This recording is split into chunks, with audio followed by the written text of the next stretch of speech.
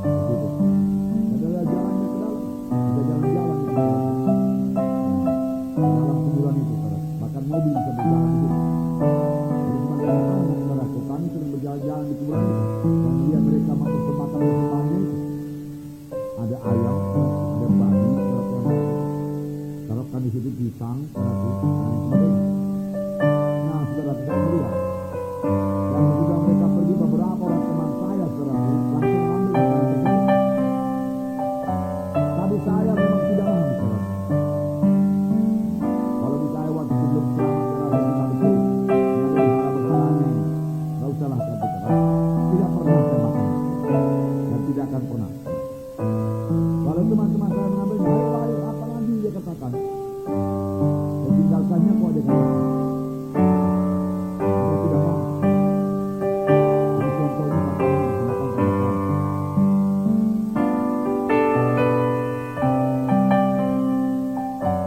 Tetapi setelah itu saya pernah juga makanan yang makan makanan yang dimakan mudah-mudahan. Apa kali itu saya buka. Pada waktu kami pulang minggu. Lalu kami belum selamat semua. Lalu saudara ibu saya, saudara, memasak makanan yang enak lah, ayam. Lalu taruhnya semua dalam pasta dengan saus dan dibawa ke kamar. Dan ditibalkan. Diletakkan. Waktu itu kami tidak mengerti. Sudah diletakkan beberapa lama, saudara, dibawa lagi keluar. Dan kami makan. Syukurlah Tuhan mengampuni. Kalau waktu itu kami belum lahir baru. Sekarang jangan coba-coba, berat. Lebih baik jangan coba. Pernah seorang anak Tuhan datang kepada saya, dia baru makan sedikit nasi tumpeng itu, saudara, nasi yang kuning itu. Yang runcing ke atas, saudara, dipotong sep sedikit, taruh di piring. Langsung perutnya melilit. Melilit perutnya macam diputar, saudara. Rasanya dia mau mati, saudara. Syukur dia datang kepada kami yang hamba Tuhan, kami meletakkan tangan dan dia bebas, saudara. Dan dia bertobat. Hati-hati.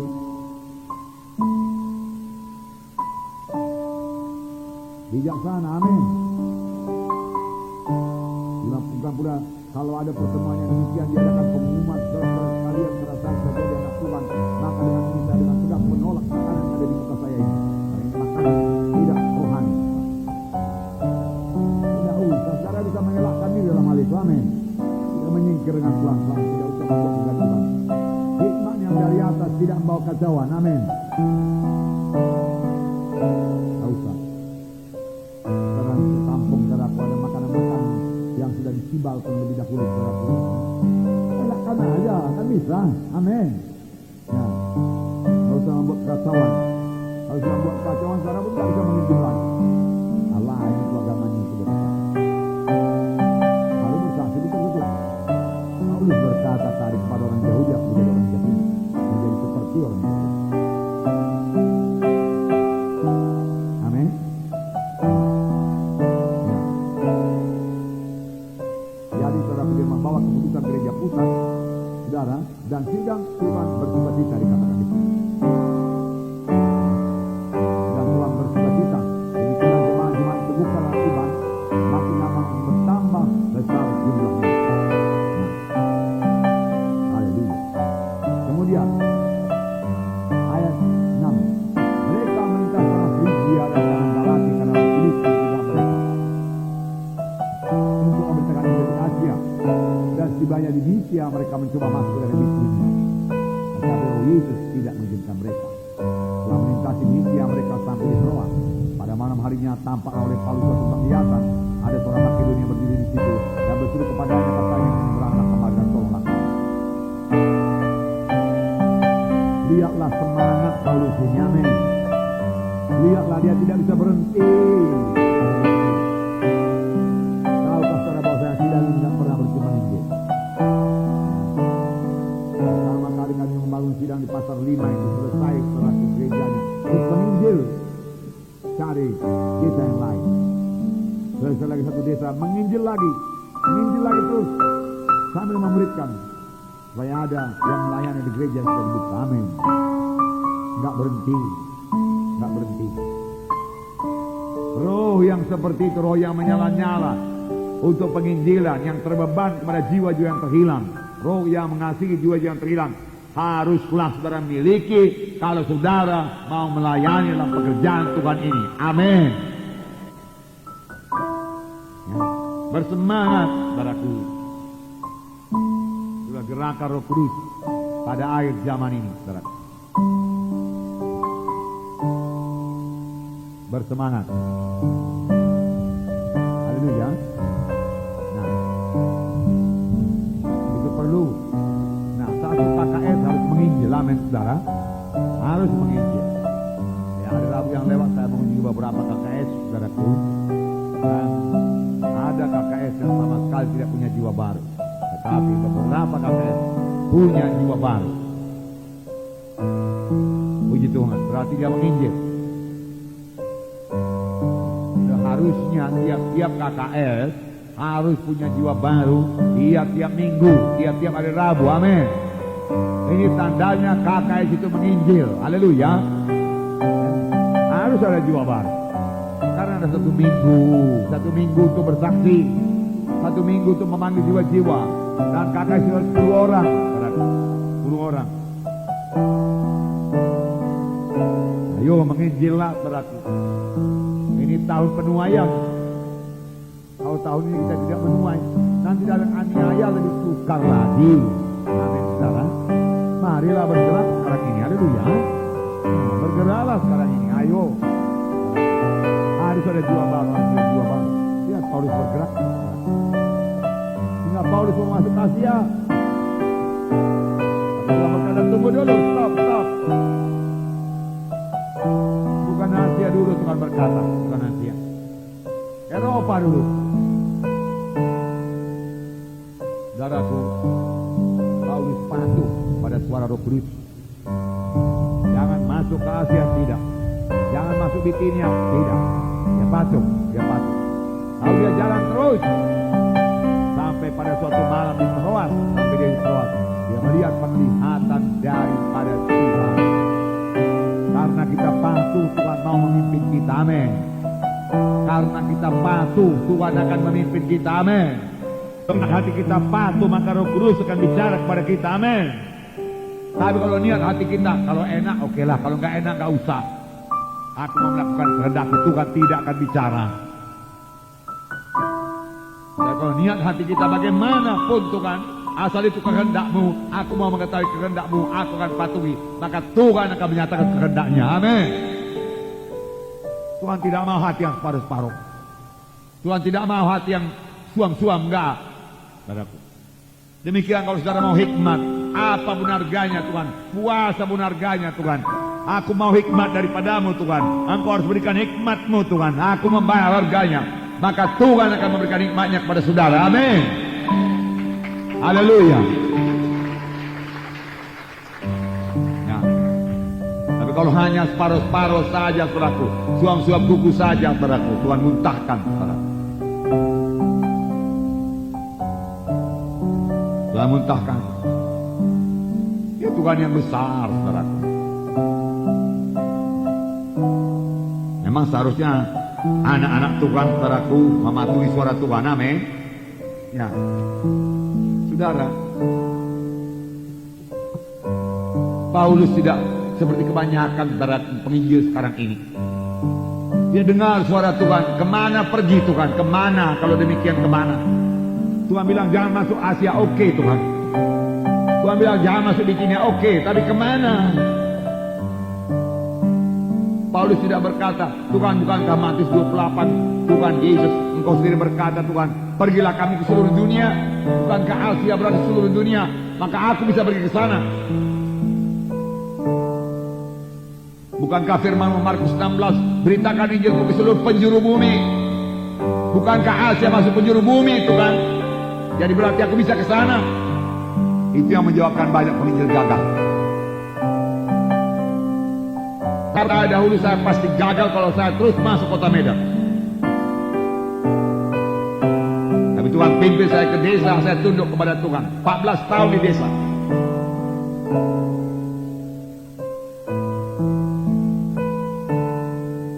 Nah, saya banyak belajar dari Tuhan. Kalau saya patuh, saudaraku, Tuhan mengajari saya.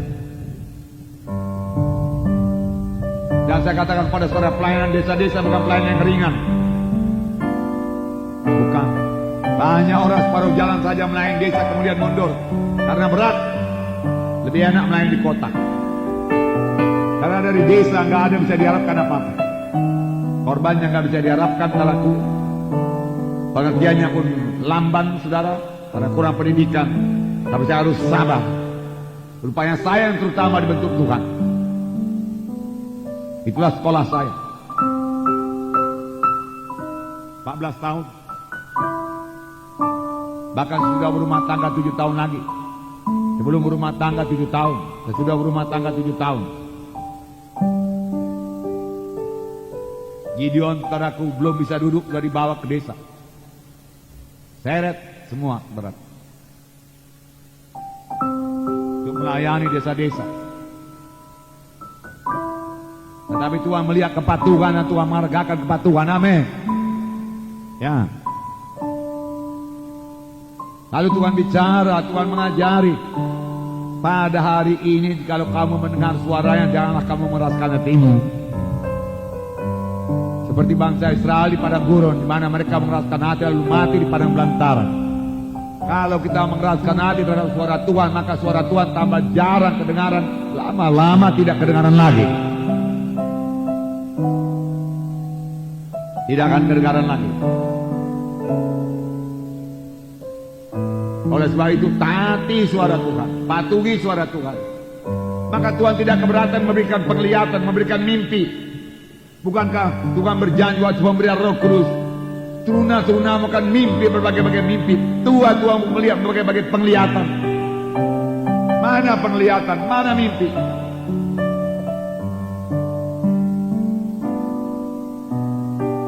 Kalau kita rohani cukup, saudaraku, Tuhan akan berikan. Amin. Tuhan akan pimpin kita, tidak mungkin tersesat, saudara. Mana kita sungguh-sungguh. Nah, coba sekiranya Paulus mengeraskan hati waktu itu, pergi ke seluruh dunia, Asia masuk dunia juga, oke, masuk. Pasti Paulus mengalami kesulitan dan gagal.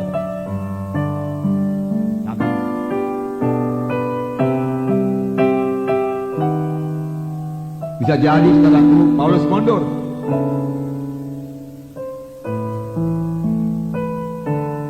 Tetapi Paulus, saudaraku, sudah mengerti lebih baik patuh.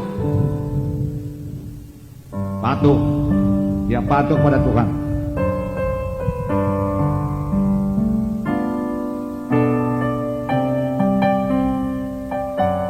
Nah, saudaraku, Tuhan bicara dalam hati nurani kita. Amin. Ya. Di dalam ini dia bicara. Apakah kita mau mendengar, saudara, atau kita mau menjawab pada Tuhan? Saya katakan pada saudara, janganlah menjawab pada Tuhan. Tidak nempil jawaban kita.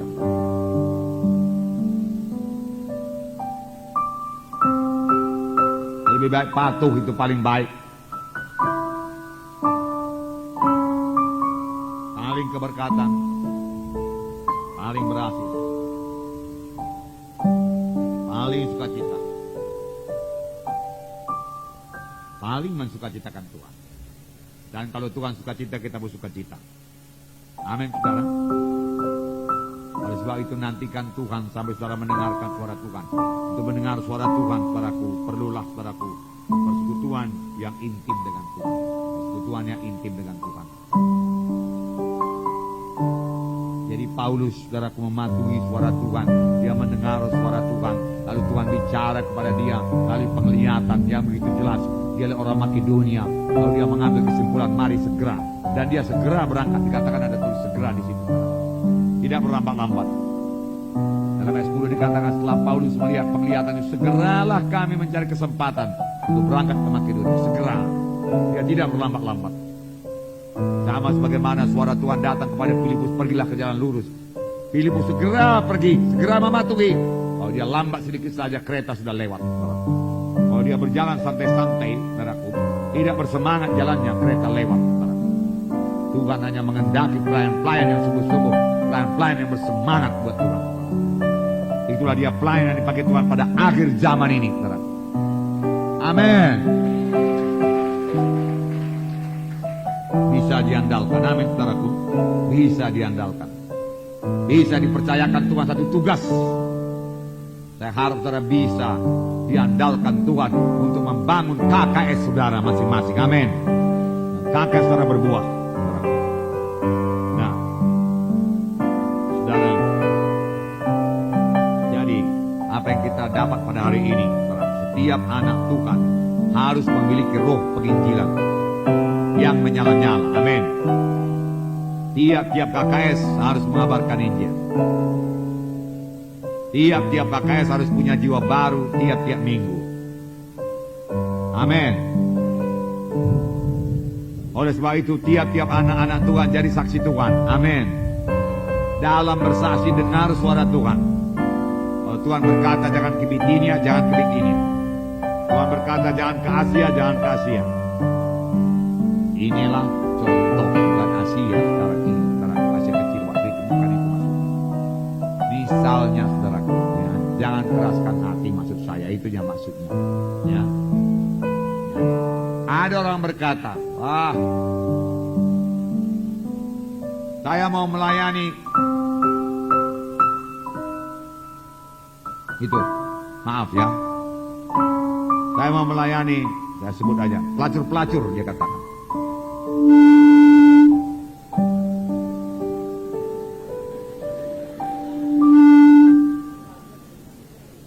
Ya,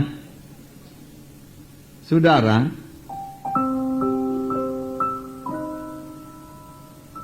belum tentu itu maksud Tuhan. Cari lagi kehendak Tuhan, amin. Boleh jadi pada waktu itu teman saudara masih terbaring di rumah sakit, belum selamat, belum kena jalan Tuhan. Itu lebih perlu saudara kunjungi daripada perempuan seperti itu. Amin. Dan lagi untuk melayani perempuan seperti itu, saudara perlu benteng yang teguh, apalagi saudara seorang laki-laki.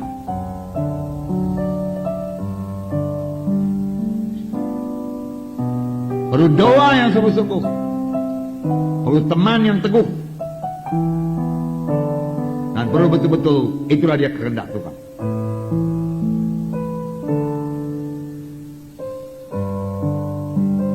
Pada suatu malam di Sacramento, saudaraku, kami kakak di Sacramento di Amerika, kira-kira 1000 kilometer saudaraku dari San Diego, naik bus, jadi sudah jauh. Lalu malam terakhir kami disuruh, mahasiswa disuruh untuk mengabarkan Injil kepada prostitut, perempuan-perempuan jahat demikian. Karena ada lokasinya.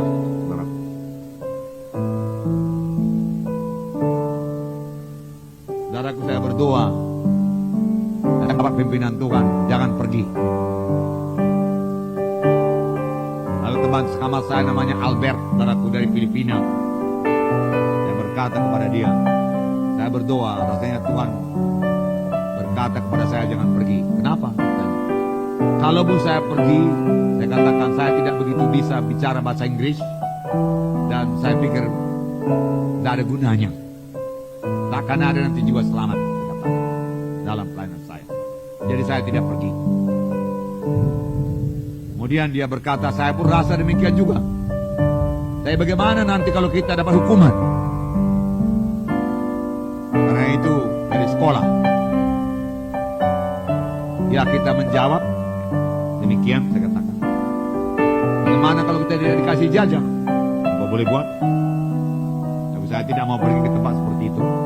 Saya pergi ke Amerika untuk belajar, bukan melihat tempat-tempat seperti itu. Amin, saudara. Nah, karena itu suatu lokasi yang luas, kata ceritanya, dan semua isinya yang seperti itu. Jadi harus masuk ke lokasi itu bersama para hidung belang semua, saudara, di situ. Saudara bayangkan itu, ya. Ya. Dan mulai bersaksi kepada perempuan-perempuan jalanan itu, saudara. Wah, nggak bisa. Lalu kami berdua tidak pergi. Malam itu, bus sudah disediakan, kami nggak pergi. Saudaraku, Lalu besok paginya pun kami was-was apa yang akan terjadi. Waktu makan pagi, saling cerita. Dan macam mana semalam? Saya enggak pergi, yang lain lagi. Saya lega. Rupanya banyak yang enggak pergi. Ya kan? Kau pergi? Ya aku pergi. Berhasil? Impossible. Bisa berhasil. Anak. Saudara, akhirnya kasus itu dibiarkan aja begitu. Tutup. Semua lulus. Pergi tak pergi lulus. Ya. Belum waktunya. Tapi itu pimpinan Tuhan, amin saudaraku. Tapi saya sampai sekarang saya rasa saya nggak dipimpin Tuhan ke situ. Boleh jadi orang lain pakai Tuhan. Nah, akhirnya memang Paulus masuk Asia beberapa tahun kemudian. Karena itu sudah waktunya Tuhan. Pada waktu itu belum waktunya Tuhan. Lebih baik kita bergerak seturut dengan waktu Tuhan. Amin. Nah, kita akan berhasil dalam penginjilan. Nah, berdoa, mohon jiwa-jiwa kepada Tuhan supaya Tuhan berikan kepada saudara penglihatan Makedonia. Amin. Supaya Tuhan tunjukkan kepada saudara di mana Makedonia saudara. Siapa Makedonia saudara. Amin. Kemudian Paulus berangkat ke Filipi. Lalu terjadilah sidang yang besar di Filipi. Filipi itu Makedonia. Amin. Nah, jadi dia patuhi suara Tuhan. Tanyalah Tuhan. Tuhan berikan kepadaku jiwa-jiwa baru untuk injili Tuhan. Aku mau dia selamat Tuhan. Tunjukkan jiwa itu Tuhan. Pimpin, rasakan dalam hatiku Tuhan. Aku mau bersaksi Tuhan. Amin. Maka Tuhan akan berikan jiwa-jiwa.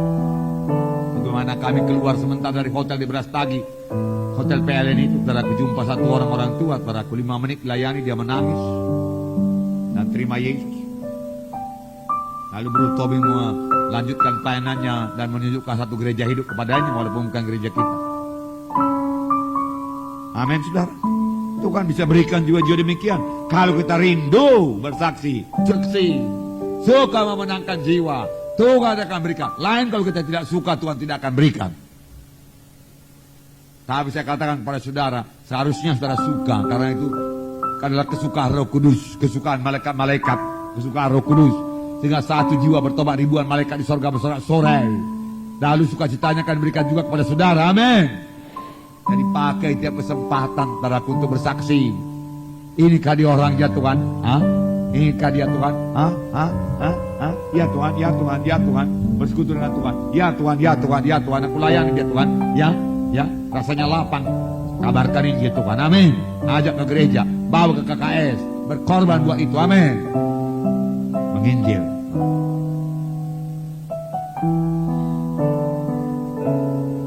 Boleh jadi teman saudara ada frustrasi, ada bingung, ada khawatir, saudaraku. PHK, saudaraku, ya, tidak sekolah lagi, kesulitan biaya dan lain sebagainya. Mereka itu lebih dahulu perlu ditolong. Amin, saudara. Mereka perlu ditolong lebih dahulu. Berdoa supaya hati mereka terbuka kepada Roh Kudus.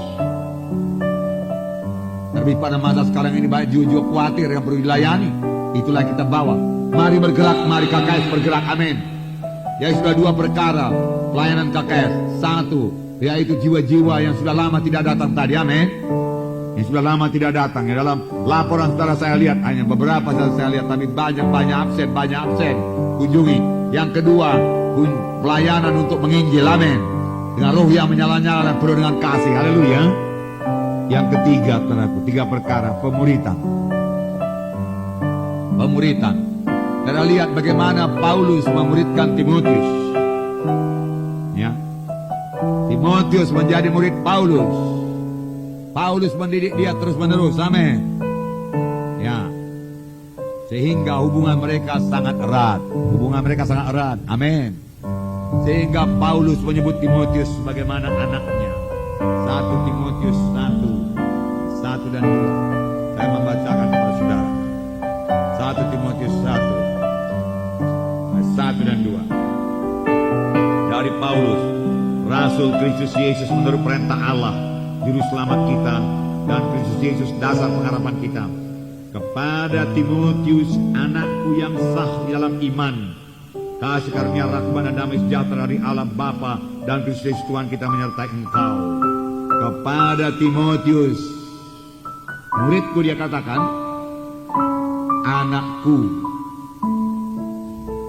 anakku yang sah dalam iman, lahir daripada pemberitaan Injil Paulus, dimuridkan oleh Paulus, menjadi anak imannya, anakku yang sah, dan dimuridkannya terus. Kita tahu hubungan orang tua dengan anak intim apa tidak, saudaraku? Intim apa tidak? Intimnya rapat. Demikian pemuritan. Amin, saudara. Demikian pemuritan.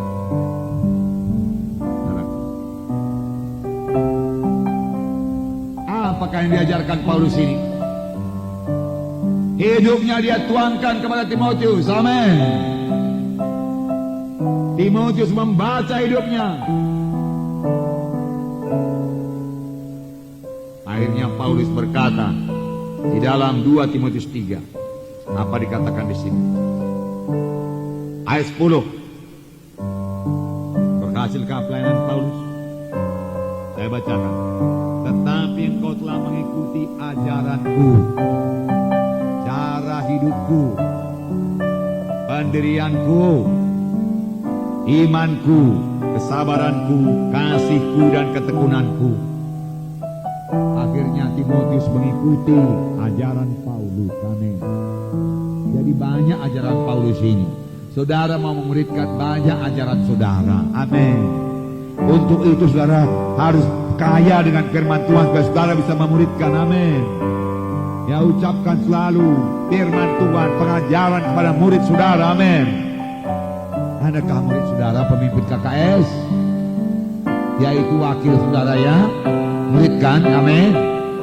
Ya, harus banyak merajari, amin. Banyak bertemu dengan dia, amin. Betul. Kemudian di sini dikatakan cara hidupku, cara hidup saudara bisa kah jadikan teladan? Kalau belum bertobatlah, saudaraku. Kalau belum bertobatlah, saudaraku. Amin. Cara hidup saudara, engkau mengikuti cara hidupku. Hingga Paulus berkata kepada Timotius, tirulah aku, teladanilah aku sama sebagaimana aku teladani Kristus. Tirulah aku sama sebagaimana aku tiru Kristus. Banyak orang, saudaraku, hanya berkata, itulah Yesus, tirulah Kristus, jangan saya. Itulah dia orang yang hanya mengajar, tetapi tidak mempraktekkan apa yang diajarkannya. Sehingga hidupnya tidak berubah. Hidup kita perlu berubah, amin. Ya. Pendirianku, bagaimana pendirian Paulus? Imanku, kesabaranku, kasihku, ketekunanku. Paulus ini orang yang tekun. Engkau telah ikut menderita penganiayaan dan sengsara seperti yang telah kuderita di Antiokhia dan di Ikonium dan di Listra. Semua penganiayaan yang kuderita, dan Tuhan telah melepaskan aku daripadanya. Engkau lihat sengsaraku di Listra, lempar dengan batu. Di Antiokhia, di Ikonium, aku menerima aniaya. Memang setiap orang yang mau beribadah di dalam Kristus akan menderita aniaya. Engkau juga akan menderita aniaya, Timotius. Dia katakan, karena setiap orang yang mau beribadah mengikut Tuhan hidup suci pasti menerima aniaya. Amin, saudara. Nah, puji Tuhan, saudaraku.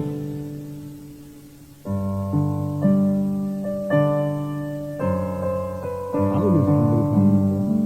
Tapi apakah penderitaan Paulus? Kisah 20 ayat 24 di sini dikatakan. Kisah 20 ayat 24.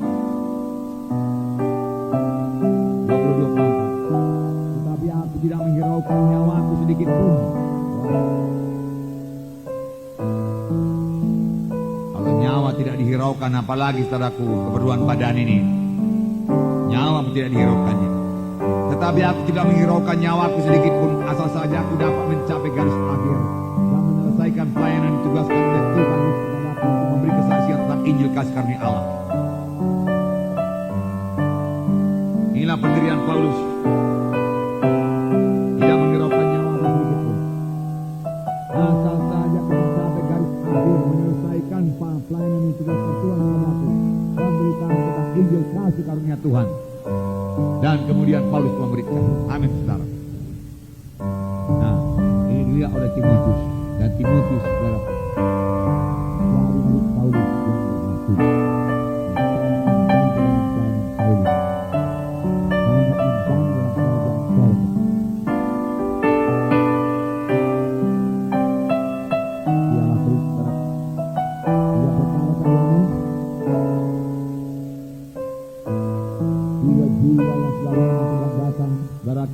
Tanggulangi dengan sebaik-baiknya, dengan kasih Tuhan dan kuasa Tuhan dan karakter yang baik, hati yang baik, murni mengasihi Dia. Amin. Rela bekerja keras untuk itu, saudaraku. Amin. Yang kedua, saudaraku, memiliki roh penginjilan yang menyala-nyala untuk mencapai jiwa-jiwa yang terhilang, yang menuju pada neraka, sentakan mereka daripada api neraka itu, saudaraku. Setiap KKS harus memiliki jiwa-jiwa baru tiap-tiap hari Rabu dan membawanya, saudaraku, terus kebaktian hari Rabu dan sedapat mungkin membawanya ke gereja dengan berkorban. Yang ketiga, muridkan jiwa-jiwa, saudaraku, dalam satu persekutuan yang intim, sama sebagaimana Paulus memberikan Timotius dan memanggil Timotius dengan anakku yang kukasihi, anakku yang sah dalam iman. Dan Paulus memberikan pengajaran yang banyak, saudaraku, memberikan teladan yang baik, saudaraku, kepada Timotius. Timotius bisa melihat kehidupan Paulus. Amin. Timotius berubah. Paulus dengan Timotius punya hubungan yang intim. Haleluya, saudara. Praktekkan ini, saudara. Harap pemimpin wilayah mengulangi ini berulang-ulang.